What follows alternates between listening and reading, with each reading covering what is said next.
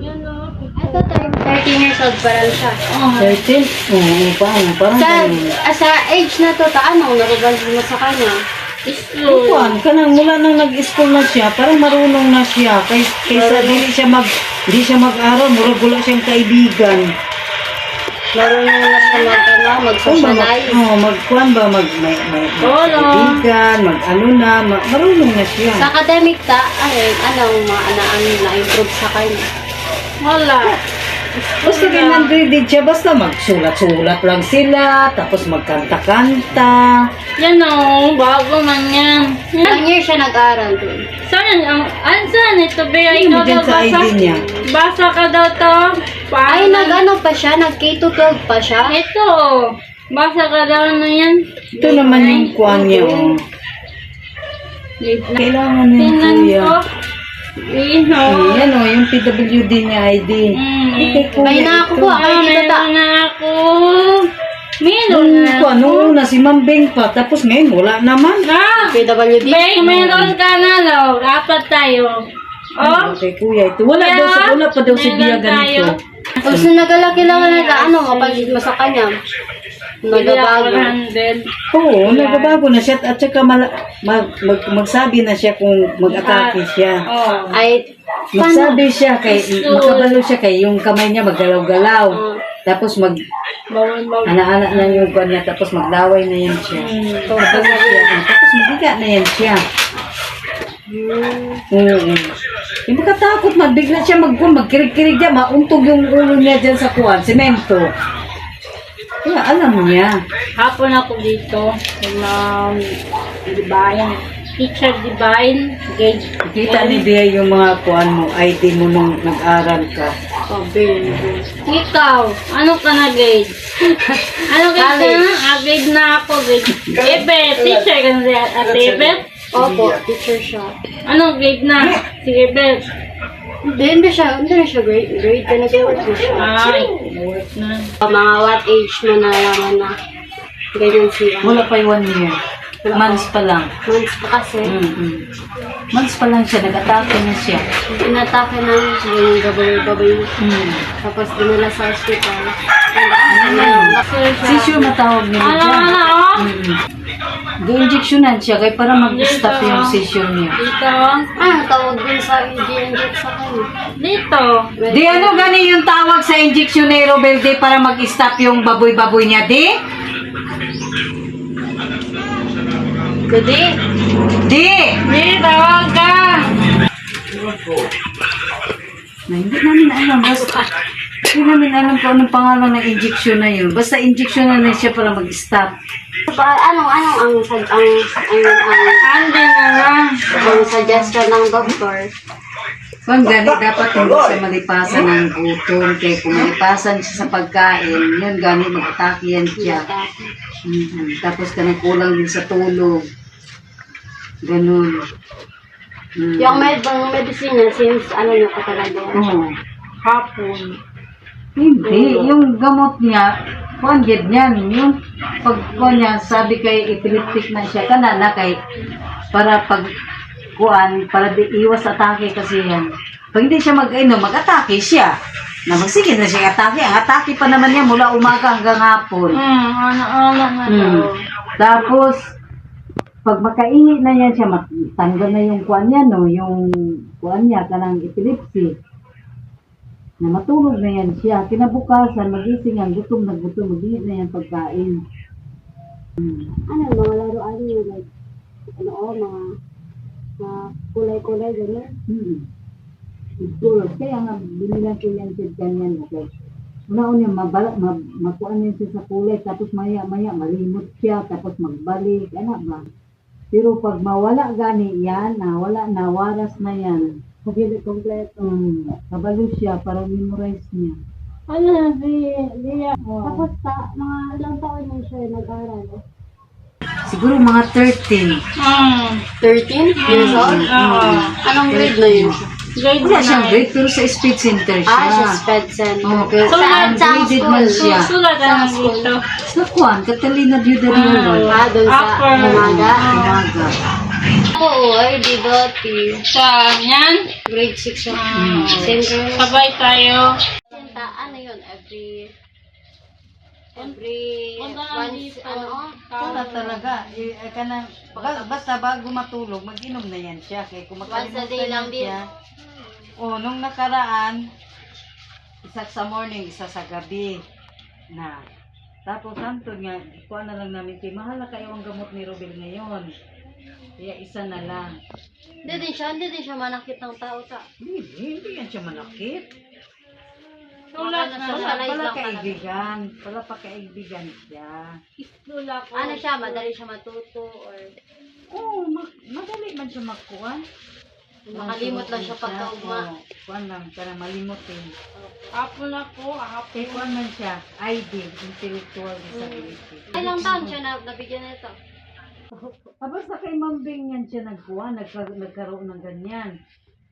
Kaya kung wala kang ganyan na mag-pay out na, mahirapan ka, di ka makakuha ng pera. Kailangan may ID ka katibayan. Ilan ang natatanggap niyo dyan ta? 2,000.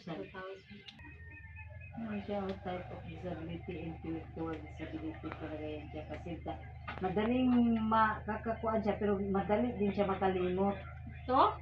Bago man to. 5 years ito. Ito. 5 years. Say mo hi. Hi. Gusto pakilala ka. Hello. Say mo ako si... Maya. Sa ano name mo? Ambeng. Ilang taon ka na? Ilang taon ka na? Ben! Hello, ilang taon ka na? Hello. Ambeng. 16.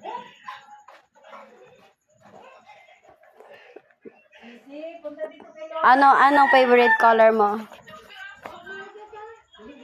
Beng. Beng. Hello. Anong favorite color mo? Ben. Anong favorite color mo? Hello. Anong favorite color mo? Ayan. Ha? Yan. Anong yan? Hello. Favorite color mo? Red. Red? Mm. Ano favorite dress mo? Blue. Favorite toys mo? Huh? Saan ang laruan mo? Hello. Saan? Hello. Sa Tingnan loob. ko ako din. Hapon ako sa eskwelahan. Hapon ka sa eskwelahan? Sino teacher mo? Divine. Hmm? Divine. Teacher Jibine? Dito na sa bahay. Saan ang school mo? Doon. Layo. South ko? Hapon ako doon. Nag-aaral pa ba siya, ta? Nag-aaral pa ba siya? Ano ba yung kamot sa fan? Angat. Bago. Nag-stop nga yan siya. Medicine. Ano yan, Beng? Anong color yan siya? Red? Anong color yan siya, oh? Red nga. Yan, inawak mo. Anong color yan siya? Pink. Pink? Anong color yan? Pink. Pink ba yan? Ano yan? Marami yan. Ito, anong color to? Blue. Tignan mo siya. Anong color to? Red. Oh, ganyan, anong color? Yellow. Oh, Iba yellow daw. yan. Anong color to? Blue. Oh. Tapos ito, anong color? Wala. Yan na. Yan na ilagay. Hindi, tingin ako sa'yo. Anong color to? Blue lahat. Hindi, green. Red. Oh. Tapos, anong color to? Ito. Red. Ito. Pink. Yellow. Ano naman yan siya? Kana o, pink. Yan, pink. Kani siya green. Yan na ilagay lahat ma. Oo. Pero nakitingnan gani ni ate. Yan, blue. Tapos yan, red. Ikaw mo. Kay, dali na siya malimot sa kuwan. Color. Beng. Rebel. Kailan birthday mo? Ayaw. Kailan birthday mo, Beng? June. June pa. 24. 1999. 1999. Wow. Ano pangalan mo? Leah. Hindi. Ako. pangalan mo? Ambeng. Ombeng. Ilang taon ka na? 16. 16. 27 ka na? Sabi 27. Nag-aaral ka pa, ate? Nag-aaral ka pa? Anong grade? Mas mo kami. Grade na ako. Grade 10. Hapon. Uy, wala ba? Ilikpit na ni mama. Tapos kanya dito ka, magupit-gupit ka ha. Tapos na.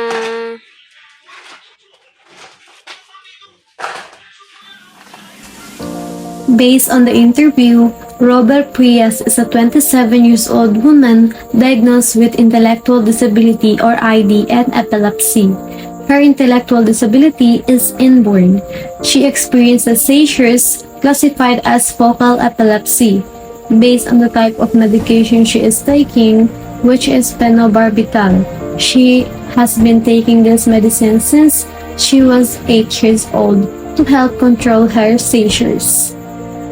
During the observation, she was able to participate in simple learning activities such as playing with her colorful beads toy and cutting small pieces of paper. The colorful beads help her recognize and identify colors while also improving her hand coordination and focus. The cutting paper activity helps develop her fine motor skills. It was observed that she can learn quickly, especially with colors and simple tasks, but easily forgets. She needs guidance, repetition, and supervision during activities. She also needs proper sleep and regular meals because lack of sleep and hunger can trigger her seizure. She attended school in Tunaga starting at the age of 13 and was enrolled in a SPED center instead of a regular grade level.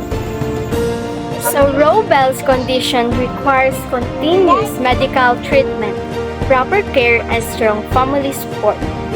Her epilepsy must be managed carefully through regular medication intake.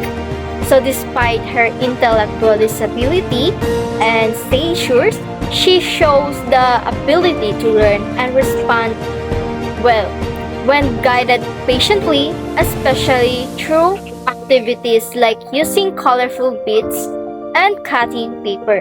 So with consistent support, such as structured routines and understanding from her family, and also her teachers, so she can continue to develop her skills and maintain her well-being.